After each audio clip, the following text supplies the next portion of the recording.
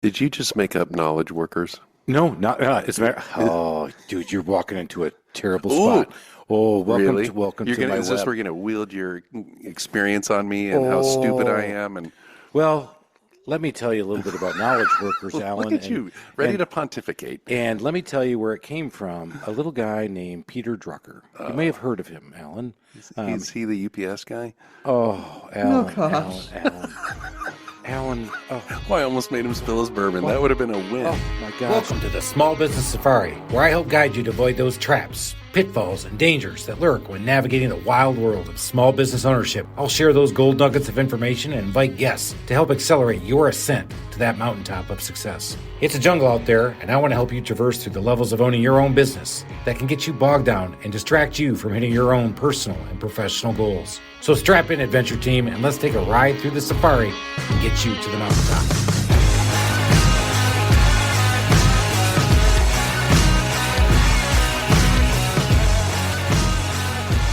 Alan, we got to get going. We got to talk about the beginning. The beginning. Yeah, I just got to go back to it because this guest brought flooded memories back. And I'll never forget right before tax time when I was working at the bank, I had made that big daddy job. I was like, oh my God, here I am making all this money that I hadn't made. You know, I really jumped up my salary and my bonus structure from going from consulting to this. And tax time came. And between my wife and I, we were two W-2 employees with no other places to put it. You paid a lot in taxes. So I went in there, and I'll never forget this. I went in there, and as we all know, I can be pretty colorful, and my CPA wasn't ready for what was about to hit him. And I hit him with, The Chris storm. what the F is going on here? He says, well, this is what it is. I'm like, I don't have that money. He goes, well, why didn't you hold it back? I said, I asked you. He goes, well, I did what you told me you thought you were making. I said, well, I didn't realize I was getting this bonus, and I didn't realize those options actually came as income. I said, so now what? He goes, well, you pay it. I said, well, I don't have the money. I said, what do rich people do? He goes, they're doing what they're doing now. He said, have you ever thought about starting your own business? I'm like, as a matter of fact, I have, motherfucker. That's right. And so that became I know what I'm going to do. Yet again, another lesson you learned the hard way, right, Chris? I was a lot. Uncle Sam got a lot of money. Oh my gosh, nowhere to go with it. So that's my story and my journey to, oh boy, maybe it's time to become an entrepreneur. So today we've got Liz. Oh, Liz, I forgot to ask how to pronounce your last name. Why don't we have her do it so you don't screw this one Let's up not too? do it. I know. Go ahead. Liz Steblay. Oh, I would have said Steblay. I would have. Sure you would have. Yeah. Barrio Sarasso. Didn't do that one either. All right, Liz, great. Liz, you're here with obviously talking about solopreneurs and successful solopreneurs, and we can't wait to talk about your journey. But I guess one of the big things I want to know before we get started is that you went to USC out in Los Angeles. When you were going to school there, were you like, I'm only going here so I can be a solopreneur?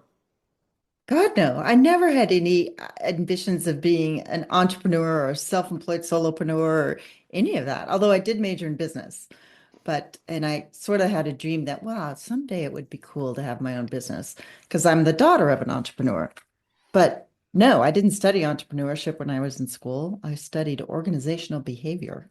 Uh-oh. You know what that is, right? I think you need some. Like, what? Right? I'm exactly right. Not corporate shrinks. Yes, I've met them 3 times. Have you been through a couple assessments? Any of them at least a voluntary? dozen.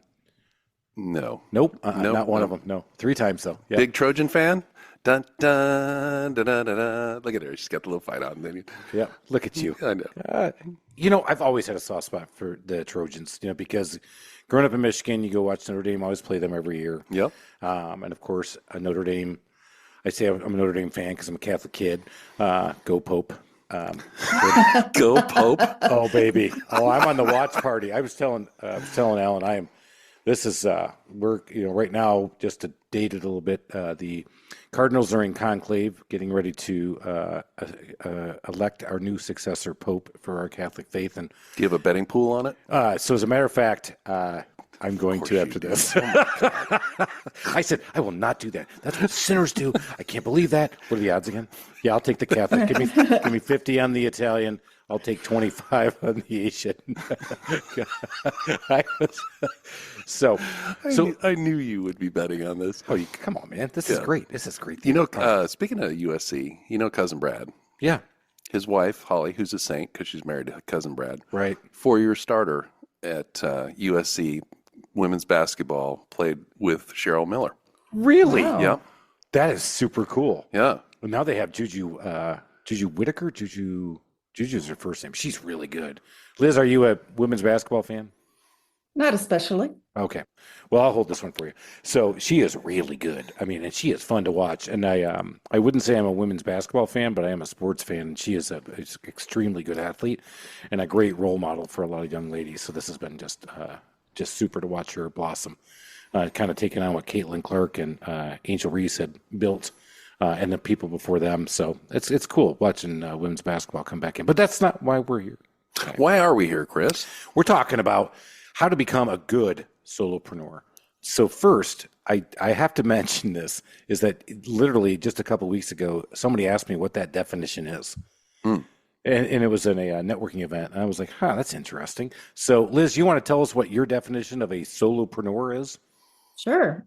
The short version is it's a self-employed person who does not have employees and does not have ambitions to grow bigger than themselves and have employees in a larger company.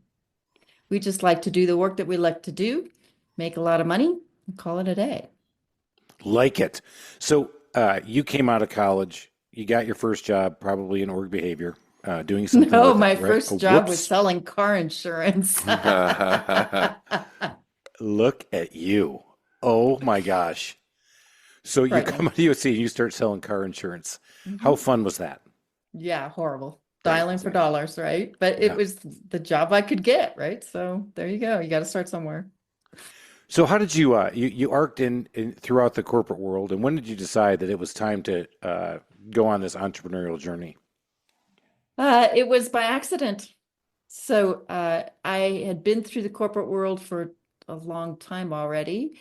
So I'd worked for one of the large, after car insurance, I did a couple other jobs. I ended up working as a consultant for Price Waterhouse. That's how old I am. And then they became PricewaterhouseCoopers or PwC. Then my daughter was born, and I said, okay, well, this model isn't going to work anymore because my whole life is not about consulting. And so I went internal to Levi Strauss and a position as director of organizational readiness for the implementation of SAP, which is like boring as hell. And then I got laid off because they shut down the whole program. So I called a former colleague that I'd known through PwC, and I said, hey, I just got laid off. Do you have any projects? Do you need any help? And he said, are you kidding? How soon can you get here? So I had my first consulting contract the following week. Didn't even have a laptop. And I just said, okay, well, I'll just do this for a little while. And then earlier you talked about how you were caught short on taxes. I little discovered that rule that first year, and also the rule of not networking and not always doing business development. I was caught flat-footed. At that point, I was a single mom and I didn't have more work lined up. And so that's when it became less accidentally self-employed and more conscientious, like, how can I make this work? That's interesting you brought that up, because that is one of the ones I wanted to get into, because I have chosen not to do the solopreneur. I've got 32 employees, and I'm starting to delegate even more and more now, which has been hard, but I built that.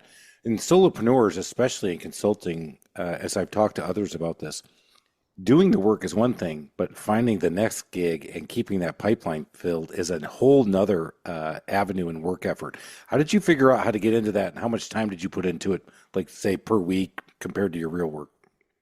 Yes. So that first year, I didn't really do much of any, which is why I was caught flat-footed. And so actually, I have a book out now that I'm sure we'll discuss later. But one of the 6 keys to success of being successfully self-employed is to constantly grow and nourish your network. And so now I advise people that you need to spend at least 1 hour a week doing outreach or business development, whether that's reconnecting with an old colleague or sending personalized emails or whatever, at least 1 hour a week. Now, the rule of thumb is 20% of your time, which would be 1 day a week, right? I don't know anybody who spends a day a week doing business development or outreach or marketing. But I do know a whole lot of self-employed people who do not even an hour a week. So even if you just do 1 hour a week, you'll be far ahead of most self-employed people. And I don't even call it business development because like that sounds boring. I just call it outreach and keeping my network warm and connecting with people. When I was in person as a consultant, my cardinal rule was one person in person once a week. So that meant at least once a week, no matter how busy I was having coffee or lunch or a drink with somebody. One person in person once a week. And that was enough to keep my pipeline going after Man, that very first early year. on, gold nugget right there. Just 1 hour. I think that's easily to implement in anybody's business. When you look at a week, if you just find 1 hour, or you got drive time, you're sitting in the windshield. I know you guys listen to the podcast. A lot of them are driving around. I would tell you, one of the contractors I know does a great job of this, is that I'll get a call from him once a month. And he goes, hey, man, I'm driving between jobs, just was checking in on you, see how things are going. And I finally asked him, I'm like, what are you doing? He goes, no, I just come up with a list of everybody I want to talk to that week. And I know when I'm in the truck, instead of, just listen to sports talk radio or whatever, I said, well, you could listen to my podcast. He goes, so instead of just listening to, he kept going. But no, I think that's a great idea. Just 1 hour once a week. And Yes, it's really enough, hard. It's enough to keep your network warm. Yeah. Yep. It's hard to do that when you're busy, and when Yes. you have to remember to do it, or you're going to get caught flat-footed, like you just said. Chris, I'm sure I told you this. I've got a friend of mine, actually, it's a friend of cousin Brad's out in California, double mention.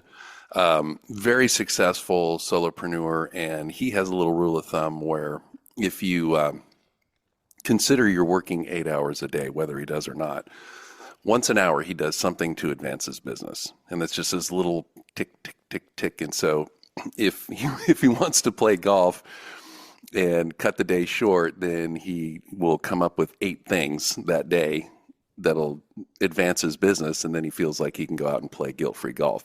And it could be just, firing an email, picking up the phone, that kind of thing. And it's a very simple little metric that he has, and he's just wildly successful. Yes, the trick is to remember to do it. So one of my favorite tricks is I have a standing calendar reminder every Monday from 9 to 10 a.m. because I'm a slow starter in the morning and let alone on a Monday. And it says outreach. And that's the hour I have set aside to do the outreach. Now, if it happens to be perfect skiing weather and fresh powder, I might move that to the next day. But it's on the calendar. So I make sure I get it I done. like it. Why did you choose Monday? Because I just am, like I said, I'm a slow starter. I don't want to, it's easy for me to like send notes to people or reach out to people or, comment on people's LinkedIn postings or whatever it is. And it doesn't take a lot of brain power. So I don't do any critical deep thinking on Monday mornings. Fair enough. I've got rules. Yeah, man. When's the I last don't time make- we did any critical thinking, Well, Chris? I never make big business decisions on Monday. I always make it Tuesday, just so I can have time to think about it, because Mondays in my business are manic. It's putting out the dumpster fire on Monday, right? For us in the home services world, people had all weekend to look at their house, look at what you did, all weekend to look at their house, figure out what they want you to do. So we're usually manic and things are going crazy. So I never try to schedule anything on a Monday, only so I could be there as support. Now I've got, I think, a lot of buffers that's helping me. But back to being a solopreneur, when you got to make it happen, that's how I was in the beginning. I mean, I felt very solopreneurish in the beginning when I first started my handyman business and got going. All I had was one employee, and he was another handyman, and I was doing everything else. And then eventually as I grew, I became the sales guy, but also the scheduler, still solopreneuring. So it's a pretty lonely world, right? It can be, but I do want to point out that just because you're self-employed and a solopreneur doesn't mean you're doing it all yourself. You can have lots of subcontractors supporting you. So, for example, I have 2 businesses, but the one that really makes money is a matchmaking agency for consultants. We place them with Fortune 500 companies. Think of like a sports agent or creative artist agency. In Hollywood, we represent actors, we represent consultants.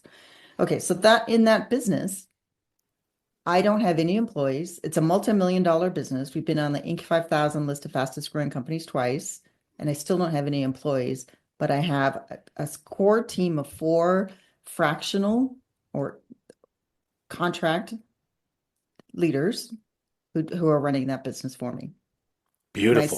My CFO, our COO, our operations manager, and our head of talent are all part-time, and they're all paid on 1099.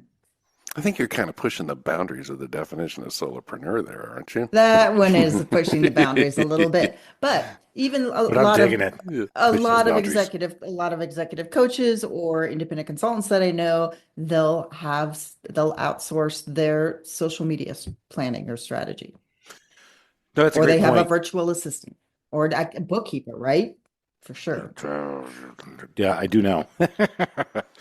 Yeah, says the former banker. Yeah, who thought he was going to be really good at bookkeeping. I could do it. Not so much. Yeah, yeah. There's 17 years of pain and agony in there. Actually, I'm going to say take that back. I've been in business for 17. I would say only 15 years of pain and agony. That's pretty good. 2 years. I've got this great bookkeeper now, and she keeps us all on the straight and narrow, and it's been good. So if you had it to do over again, is that one of the decisions you would have done differently? I definitely would have gotten in. I would have spent the money for a good bookkeeper. But you know what I found, especially with that one, you just brought that up. When I know that's not the episode, but the definition of what a good bookkeeper is for you is so dependent on what you are in your business and what you need. You know, in the mastermind group I'm part of, I mention it all the time. I really had to workshop this a lot to figure out what the best one for me is, because I had gone through 3 not so good ones. I did too. It took me a while to find Goldilocks. The first one was too small, like couldn't think strategically enough. The second one was too big, was too expensive. And finally, the third one was just right. I love that. Goldilocks, just right. Now, is your focus on helping solopreneurs who are in the consulting space, or just anybody that defines himself as a solopreneur? Doesn't need to be consultants, financial planners, executive coaches, interior designers, maybe, but anybody who's selling a service in their expertise. I mean, they may have other physical products like download this assessment tool for $10 or whatever, but for the most part, it's a knowledge-based business. And yes, my passion and my specialty is helping people launch and grow their own business. Man, that's a great niche, I think, to be in knowing that. You said something I think it was good that a lot of people say is, hey, who do you work with? I'll work with anybody. Yeah. Again, networking, and I see you're already shaking your head. Can't say that. Give me something specific, because I might lock onto it and go, yes, she knows how to work with knowledge workers who are in consulting or helping people out. Yes. And that's actually the second key of my book, which is to be memorable, be known for something. You have to have a niche. You can't go to market as a jack of all trades or Jill of all skills, because if you put yourself in your client's shoes, they don't want to hire somebody who maybe can do it or has done it once before. Your clients want to hire an expert.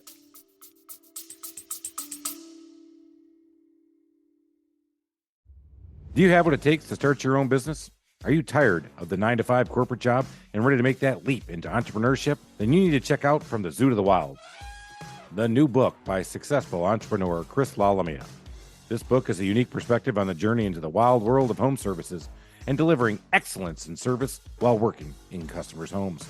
Lalamia shares his path to success in this industry, including proven customer relationship strategies, award-winning customer experience processes, and a unique approach to training a team of service technicians to perform at the highest levels. Whether you're a small business trying to scale or a franchise operation, From the Zoo to the Wild will give you the mindset, habits, leadership style, and customer-oriented processes to succeed as a small business owner in the home services space. So if you're ready to take control of your future, get your copy of From the Zoo to the Wild today, available on Amazon.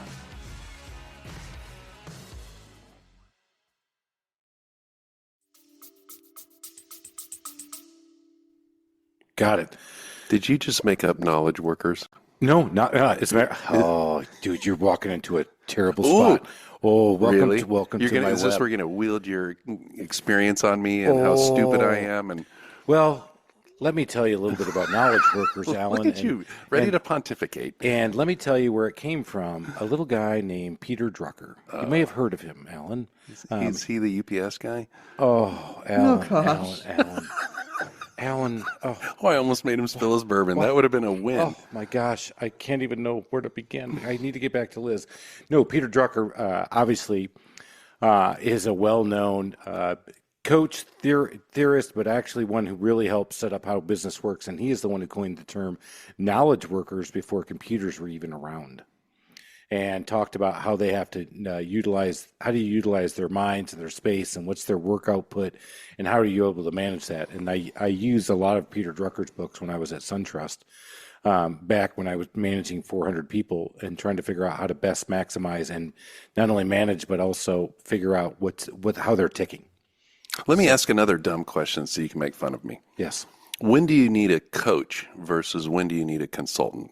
You know, I'm so glad Liz is here. Yes. Liz, I'll let you take that one because I'm still spent from my Peter Drucker. I actually wrote an article, a blog article. I've written dozens and dozens of blog articles. So are you saying that's a good question, Liz? It's a very good question. And the article says, You.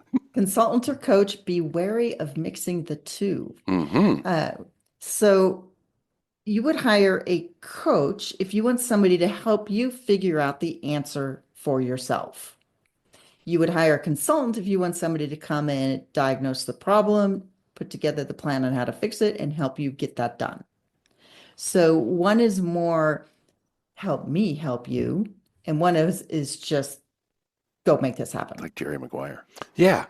Well, she actually put herself in that. She's kind of that kind of person too. She's the agent between consultants and I immediately went to, I wonder if they all have headshots, and it must be hard to manage the talent, right? I mean, this is like right out of the managing these consultants. It's not, consultants, thankfully, are a lot easier to manage than I think actors.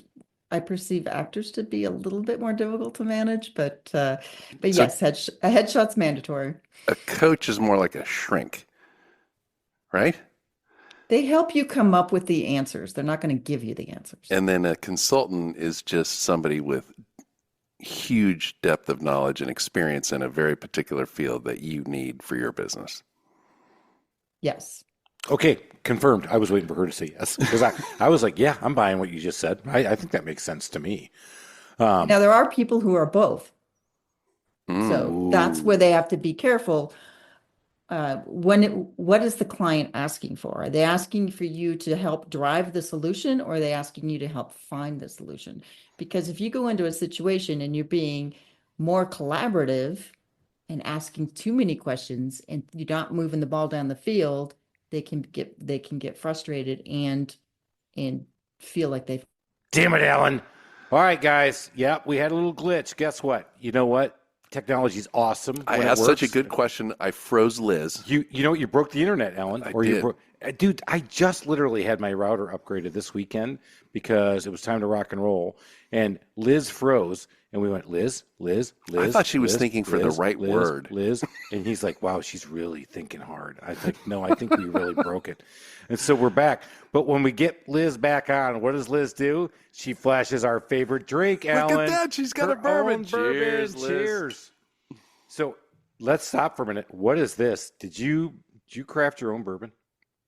So yes, I live in Reno, Nevada, and that's what we do out here in the West is we make bourbon.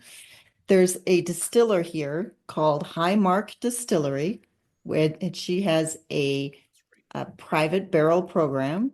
So for $1,000, you can fill your own barrel, you wax it, you name it, she stores it.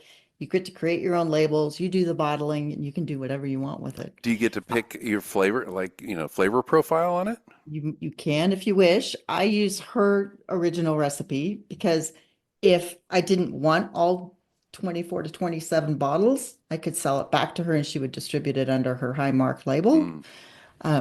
But I've done 3 private barrels now and I always take all the bourbon. So how many bottles do you get out of a barrel? Anywhere from 25 to 27, depending on the angel's share. See, now this is really nice. I know. You know what? I feel like I'm ready. I mean, I think we're in the ayahuasca Liz, tent. do you share? Do you give it to clients or friends, or is it just for you? I have been known to share. So I'm holding up a whole bottle, but Alan, get back here. You cannot fly to Reno now. Get back. she We're not done. also allows you to do half bottles or small bottles. And so 1 year for Christmas, my company did send small half bottles of bourbon to clients. Beautiful. So that is so cool. Yeah, we're so jelly on this one. Oh my God. Alan's done the Bourbon Trail. Chris can't seem to get there because it requires somebody else to drive him, and he needs to not drink the entire first tasting. So that's why I stay here in Johns Creek. But that is so cool that that you did that. So obviously a little fun. If you guys check out Liz and her book, maybe you know what, you'll find a little bit more about bourbon. No, she's talking about solopreneur success. Let's go. All right, so we've already hit on a couple of your secrets. I want to hear another one, and that is, what secret you're solopreneuring, you're off, you get going, and then what do you do to get out of a rut? Because a lot of us, I think, as we do it, we all get in them, right? Yes. Nobody's ever asked me. I've been on dozens and dozens of podcasts, and nobody has asked me that question. So, Liz, the reason why he asked that is probably he's in a rut and he's looking for some free advice. That was earlier this year, yes. But actually, who are we kidding? Chris is a daily rut. Yeah, go ahead. So when somebody's in a rut, that must mean that you wouldn't call it a rut if you were really loving what you were doing. So if you were really, really loving it, you wouldn't refer to What it would you as a call rut. it? What would you call a rut if you loved being in the rut? I'm crushing it. I'm just knocking it out of the park. I'm living the dream. I love what I'm doing. Nope. Nope. Oh, kidding, guys. Yeah. So in we that had a guy- situation, we had a guy on the podcast that says, "Man, I think every day I feel like I'm going to the candy store." I'm like, "Dude, every day I feel like I'm going to the shit digger station, and I'm digging out yet another hole." Hit in the face with a shovel. right? It's not that bad, guys. If somebody came to my office hours and said that, I would counsel them to go back to their North Star document or their original why. So I run a boot camp for people who are thinking about making the leap to independent consulting or solopreneurship and want to do a really well-founded launch. Did you coin that phrase, or was that another famous person I really don't pay attention to? Yeah, the North Star. The North Star. I That's like a new that. one.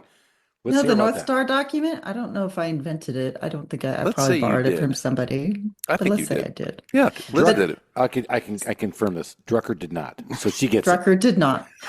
He's So, too but busy then- delivering packages. And even if you haven't done one and you already are self-employed, Chris, it's important to understand your why. Why am I doing this? Why am I taking this path? How do I want this to change my life? How do I want this to change my finances? How will this change my relationships, my home environment, my health? And you have to be very clear on the why, because being self-employed, as you know, is the hardest job you'll ever have. Is because it- you is have it- to is it figure a- things out? Just a basic 100%. why, or is it a Chris why? Wait, you mean hypothetical, Chris? Is this a character in a book, Chris, or is this the guy over here on your left, Chris? Damn it, Alan. Why me? Why right. now? Why? Because if you feel you're in a rut, it's probably because you're not aligned with your original why. What's your original purpose for being self-employed? Going to Vegas, big boat, fast cars. Yeah, Reno, then out to Tahoe and back. Did that too. Yeah, no, I like to have a little 36 fun. holes of golf. You know, yeah, that's right. Well, you know what happened? Yeah, I had to go do Christmas with the family. Kidding, everybody. Sarcasm coming through the podcast. All right. No, you're right. Back to the why, going back on it, here we are 17 years later. The kids are now out of the house, but they were in middle school and grade school when I started the business. And everybody says, well, you did that so you can be with your kids more. I'm like, nope, I did it to make a lot of money. And it didn't happen in the beginning, the lot of money thing. But you know what? I just got done telling somebody else they're getting ready to start coaching their kids in baseball. And I said, dude, probably the best times of my life. We're out there on the baseball field, the softball field with my son and my daughter. Screaming at the ump. Yeah, usually just barely getting kicked out or getting censored yet again from another part. Watching from the hill where you had that whatever the boundary was that you couldn't cross. I'm sure I'm not the only one who had this distinction, but I was the only one at this tournament, at least. My daughter also played tennis at a USTA tournament where she actually told the USTA person to have me removed. And I did not know this story. The lady comes over from the net and says, "Sir, that player has asked that you please leave." I said, "That player is my daughter." She goes, "Yeah, I think it'd be best probably." I'm like, "Fine." That's fantastic. Liz, I got a question for you. So you're a champion of solopreneurs, and this podcast, for how many years we've been doing it? 3? 3.5. 3.5 years. We're focusing on scaling, and we talk to a lot of solopreneurs, but the whole mindset is getting out of being a solopreneur and scaling. But it sounds like you're championing people who remain solopreneurs. So what's the exit strategy for a solopreneur? So yes, there is a there's often a All right, he gets a junction. good question. Yeah. There's often a junction where somebody's solopreneur business is going so well, they're at a decision point. Do I bring in people to help me grow this into a larger organization, which would be more of a longer term equity play, which leads itself to an exit strategy in the more traditional path? Or do I just raise my prices to meet because demand is outpacing, right? Or do I just raise my prices, keep it small, and make more money, sock that money away, and then the retirement account is the exit strategy? Mm. So it depends. It goes back to your North Star document. Why are you doing this? There's a lot of headaches with expanding. But on the other hand, it's an equity play. So There used to be hair on this head Yeah. for those headaches. How many headaches do you have, Chris? Well, let's see how bald am I now? Yeah. So yeah, I get the North Star document. All right. So you actually briefly mentioned this Kickstarter class or the class that you have. How can people find this class and go check it out? Yeah, my name's hard to spell. The name of the book, Succeeding as a Solopreneur, is hard to spell. So I created a landing page, which will take you to the book or more about me or to my organization called the Professional Independent Consultants of America. The landing page is 6keys.info, not 6keys.com, because that was too expensive and I'm all about keeping expenses low. Amen. So 6keys.info will take you to find the book, to find out more about the organization PICA, and on PICA's website is my boot camp. So cool. So you started this PICA group. How long ago did you do that? We just celebrated our 7th birthday, although I started it 9 years ago. Nice. 7, 9. So I can do that. It took me 2 years to go live. Okay, so that's how that math Okay to works. use your fingers. Oh, yeah, that was hard. I know. That's what I was doing. I'm like, what happened to The those 2 years? gestation period was 2 years, which is a long time to launch a baby business. Launch a baby business. That's a great phrase. 2 years to launch my baby business. All right. So you launch your baby. And so now PICA is an organization people can join, obviously meet other consultants, get a chance for community. What do you guys do to build that sense of community? Yeah, so we do when I had too many Bourbons? thoughts. Oh. Yeah, no, not too many, but too many keys hit the keyboard at the same time, which is an analogy. She's in the middle of her day, Alan. Yes, and I am in the middle of my day. It is a few hours earlier than us. So to build community, a few different things. One, I hold office hours once a week where members come and ask questions and maybe meet other members. We do meetups for different groups. So once a quarter, there's a healthcare, life sciences, biotech group that does meetup and networking. We do in-person events where there's critical mass. So last week in Denver, I hosted a Solopreneur happy hour and 25 people came. And then there's about once a quarter, maybe twice a year, we do an event up in Oregon. It's just where somebody says, hey, let's get some people together and go do this thing. So that's all very organic. And we have a private LinkedIn group. So you have to be a PICA member to have access to that group. And that's where people will post things like, hey, I'm working on my website. I've retweaked the headline. What do you guys think? And then we'll offer feedback to each other. So do you have one in Atlanta yet?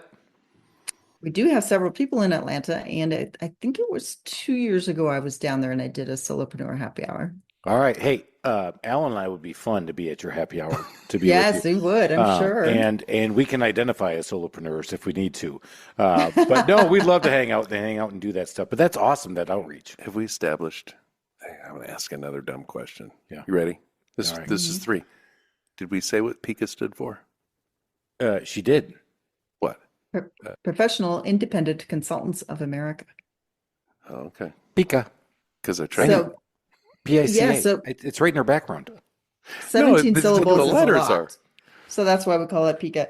And had I known this, so I started the business, working on the business 9 years ago. That was before the term solopreneur was even part of our language. I agree. I that was not a phrase when I started mine 17 years ago, which is why Not when even I said 9 it, years ago.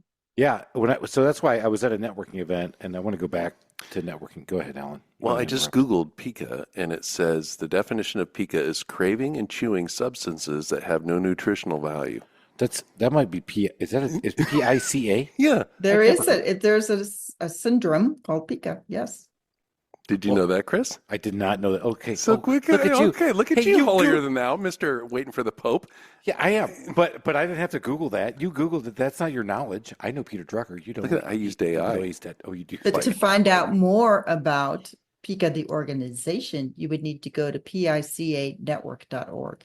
Okay, I'm going to do that while you're Yeah, babbling on. please don't engage in our conversation. Please, can you be Or- present? Please. Put the phone- Independentconsulting.org will take you there too. All right. You know what? Liz and I will hang on this. The conversation. adults Yeah, are we'll going to just keep talk. going. Yeah. Please, we're just going to keep going. All right. Oh, Please, look at without you. this. So, God, there was another big one. One of the things as solopreneurs, I think I have PICA. I think Yeah, right. you got a lot more. We keep picking on Chris, but yeah, there's a lot more with Alan, my steadfast co-host, who by the way, he is not paid to be here. And I said, hey, man, You're getting every dollar's worth. I'm getting paid whole dollar's worth. All right, let's back to Liz, please. So I like that. Being self-employed can be scary. We've got your back. I do like What a that. great It is. tagline. That's where I was going with it. See, I actually did something good, right, Chris? Yeah, you did. Okay. So let's build on that, because I just had another guy tell me he's in a franchise network, and he goes, "Yeah, this other franchisee doesn't really believe in networking." And I looked at him, and he looked at me, and I went, "We had one word, and it was failure. This guy is going to fail." And I said, "I don't know how you can grow your business sitting in an office and starting up a franchise business, especially in home services, without networking." So it's a scary thing. But when you were in the corporate world, we didn't call it networking, right? We did our thing. We worked around. We worked our networks. We did what it had to do to get things done. And similar to you, Liz, and your background, I was at Accenture for years. So you learned that path that we didn't call it that, but you knew how to do that. Biz dev.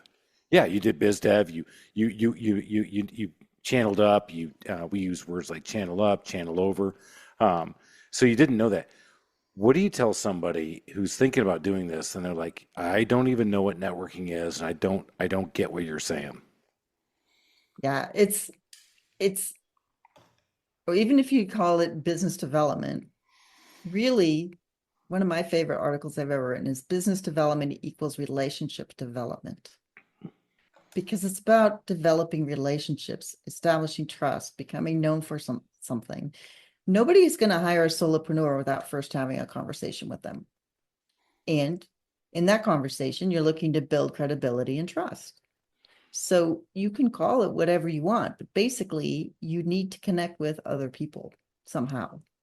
Yeah, I think that I'm sure that's been hard as you talk to other people and you try to, as you started your business, trying to place a consultant with a company. If they didn't have that, and we say it's people, or I like to talk to people, but I would tell you, some of the best articles I've read are been, sometimes networking for introverts. Introverts are a better networker than extroverts because they get Yes. more out of the conversation and they dial in and dive in. Because you don't care about what we think. I really don't care about what you think. So back to me. But they listen better. They tend to be better listeners. Don't we?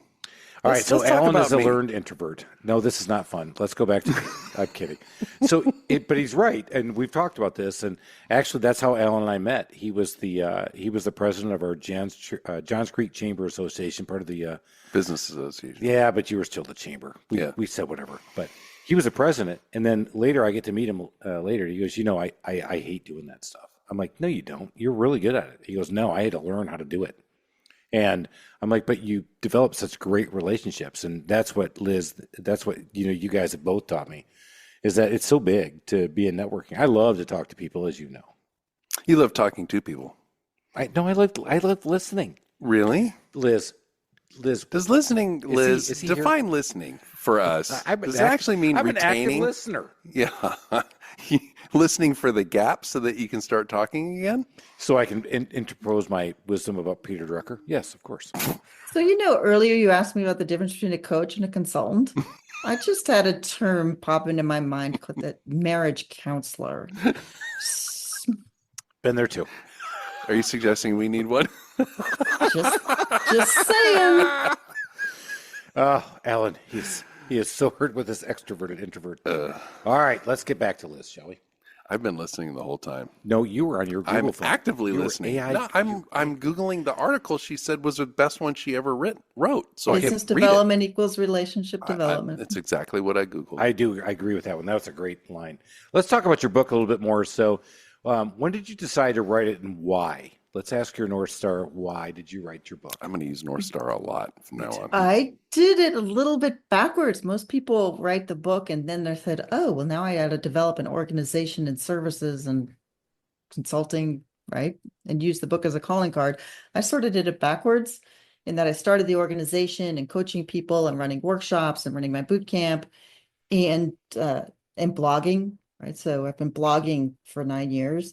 And finally, I realized there's got to be a better way to help more people than having live workshops. So I took all of my best blogs, materials from all of my workshops, things I've learned from myself and other solopreneurs, and I put all my best thinking in this book. And so now I'm thinking, why am I even running this organization? People should just read the book. Right? So why did I write my book? Just because no, I didn't. I don't know. I did because Pride. No, I did Legacy. it because I kept joking about it. The whole reason, my whole why was I joked about it that I wish I would have had resources like this when I started my business. I wish I had a podcast like we have before I did this. Because if I would have listened to all this beforehand, I think I would have escaped a lot of stupid things that I did. And mistakes, I probably would have gotten scared a lot quicker. But entrepreneurs are just so freaking stubborn. I mean, it's the awesome thing about I it. definitely would have kept going. There's no doubt about it. I mean, It is one of the character strengths of a successful entrepreneur, solopreneur, and some people call it grit. I call it stubbornness. yeah.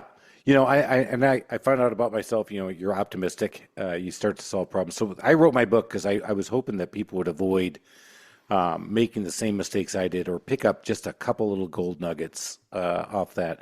I didn't want to make it a heavy read. Actually, we joke about Peter Drucker. I'm not going to, I'll joke back. It took me a lot. I mean, that was a lot of reading, a lot of annotating for me to really digest what he was saying. When you think about The 7 Habits, which is another great book, I mean, that's not one you just read over the weekend and go, got it. Okay. Oh, look at me. I'm successful. No, you really got to digest it. My book is, you can read it over the weekend and go, got it. I see his journey. It was a good read. I picked up a few things. I'm going to put that in my life. That's all I wanted. Well, the thing about my book, so the subtitle is 6 Keys to Taking the Leap, Winning Clients and Building Wealth. It goes sort of from beginning to end, right? Is this even the right path for me to be self-employed? Then if so, how do I launch my business? How do I determine what my niche is? How do I grow it? How do I find clients and win clients? How do I price my services? That's all in the middle of the book. The last 2 keys in the book are about how to build wealth and pay less tax.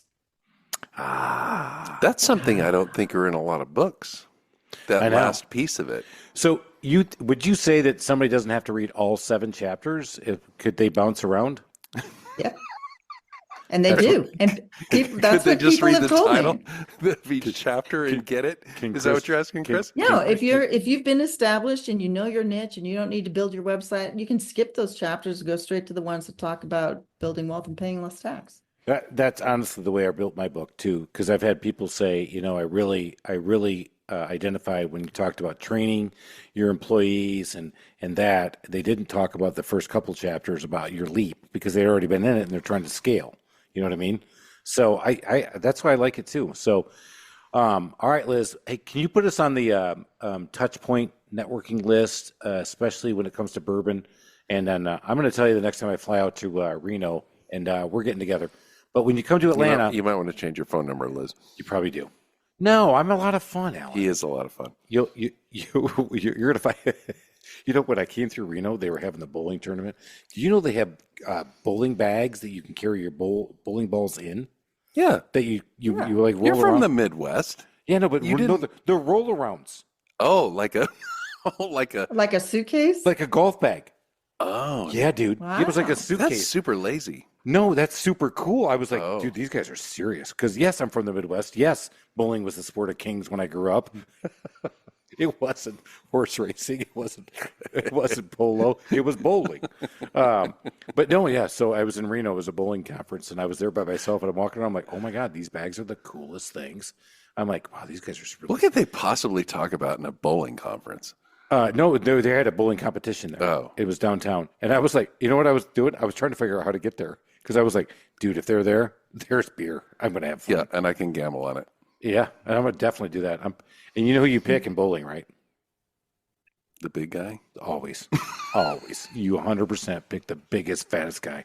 As a fat guy, I can say that. But So, now you also know there's bourbon in Reno. so I'm coming to see you, Liz. Look out. We're coming to find you. All right, Liz, this has been amazing. How can everybody find you? We talked about a couple other things. You and I are on LinkedIn together. Love that part. How do people find you, your tough name, and everything else we want to find out? 6keys.info. Now, it could be the numeral 6keys.info, or you can spell it out, SIX Just gonna ask that. keys.info. They all go to the same place. Beautiful. All right, Liz. We gotta ask our questions because I just love asking these. But the first one is, what's your favorite book? Besides yours. Oh, besides mine. Can't be Now, yours. that's And the of course, it can't be twist. mine. I Well, know. what's a Which- book you'd recommend to a solopreneur starting up? Yeah. Well, to a solopreneur starting up would be my book. But another really good one is Name Your Price by Kate Dixon. Ooh, haven't heard that one. Nice one. Name Your Price by Kate Dixon. It's Kate Dixon. set your terms, raise your rates, and charge what you're worth as a consultant, coach, or freelancer.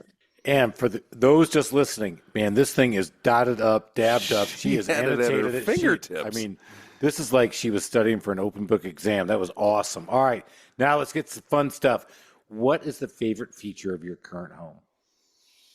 The view from my office, because I live on the outskirts of town, and sometimes I see wildlife and or the neighbors' horses go by. It's terrific.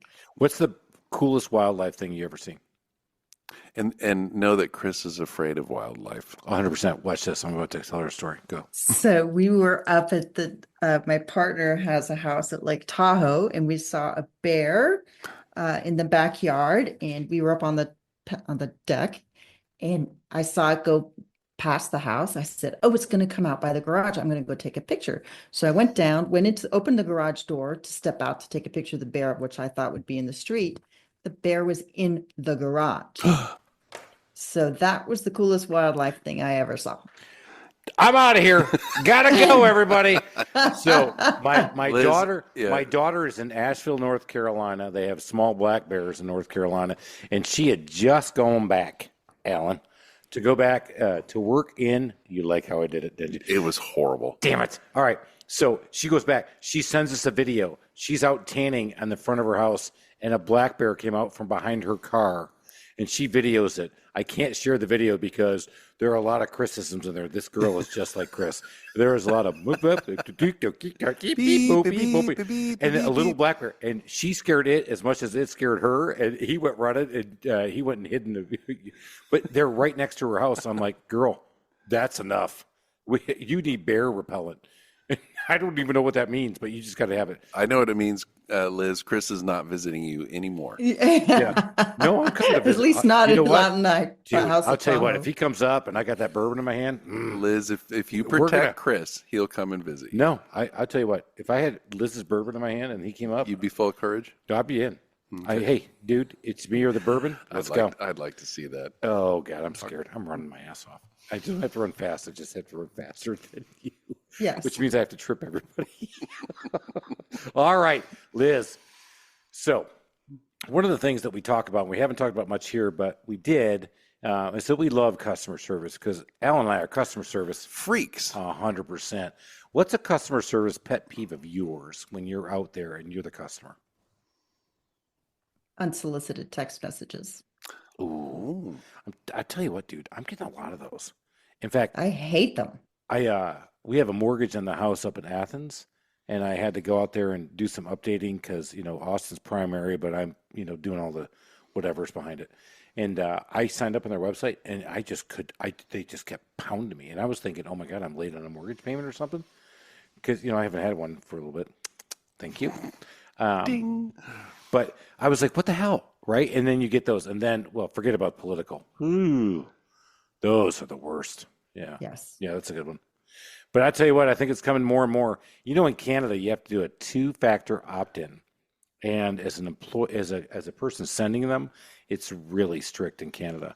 Well, Here in the U.S., it is kind of strict because I have to do. Well, it's supposed to be, but there's no enforcement. In Canada, I think there is enforcement. Yeah. No, here Double opt-in. we do have to sign up on the 10LDC to do what we do. But we are not obnoxious with our text messaging, says Chris. No, he's really not. I don't do it.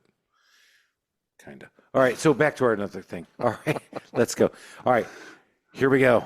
Give us a DIY nightmare story. And we like fire. We like impaling. Loss of limbs is kind Emergency services. of, yeah. I Water, don't- flood. I'd like to tweak the question a little bit to my worst contractor story or best contractor story. Okay, I'm going to So- have to tune out. It has to be hurts. twice as bad. Twice as bad. It's because I wanted to add a walk-in closet in my house, but at this point I was a single mom and I wasn't going to try to do it myself. So a friend referred a contractor and he was from out of town. So he was going to literally come into this when I lived in San Francisco. He's coming into town. He and his buddy, they're going to redo my closet. It's going to take 2 days, but they're going to be long days, 10, 12-hour days so that they could go home. Right. After late the first night, I couldn't find the cats. It was probably around 10 o'clock. And I went outside, called the cats. I could hear the mewing, found one, but not the other. And I came inside, could still kind of hear the mewing. The contractor had sealed a hole in the wall and put the cat in the wall. Dig it, Mike. Drop. Wow. Love that story. Liz, that one rocks it. I mean, I'm sorry for your cat. Intentionally? No, they had no No. clue. No, the cats are quiet, dude. You had no clue he was in there. Well, and the cats This were very, story is awesome. that It's kitty in really good. particular. Love it.